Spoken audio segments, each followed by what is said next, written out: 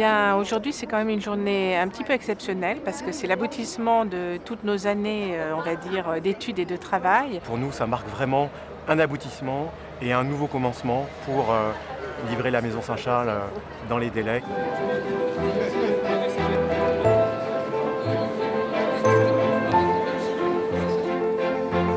Chère sœur Véronique, chers partenaires, mesdames et messieurs, c'est une réelle grande joie pour moi de vous accueillir aujourd'hui dans cette chapelle désacralisée depuis quelques semaines et qui va être réhabilitée complètement dans le cadre de la nouvelle Maison Saint-Charles.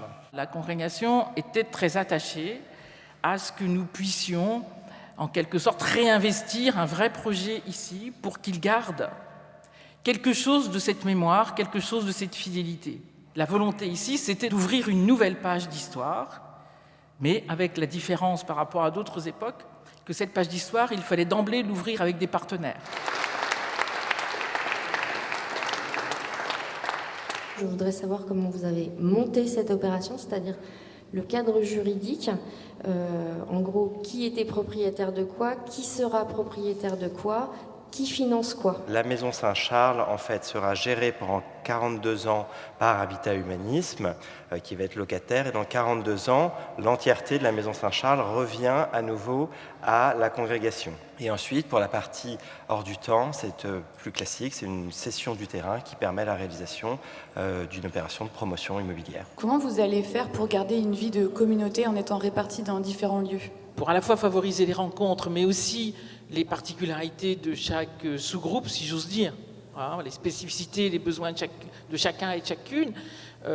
Les sœurs sont toutes du même côté, ont un espace qui est un espace cohérent. Elles ne sont pas par-ci, par-là, dans l'ensemble de la nouvelle Maison Saint-Charles. L'intergénérationnel donne la possibilité aux sœurs de participer au lieu qui se crée, en étant la composante senior, on dit, mais également de pouvoir entrer dans une dynamique sociale qui permet à d'autres populations en fragilité de bénéficier aussi d'un nouveau lieu et d'une nouvelle dynamique.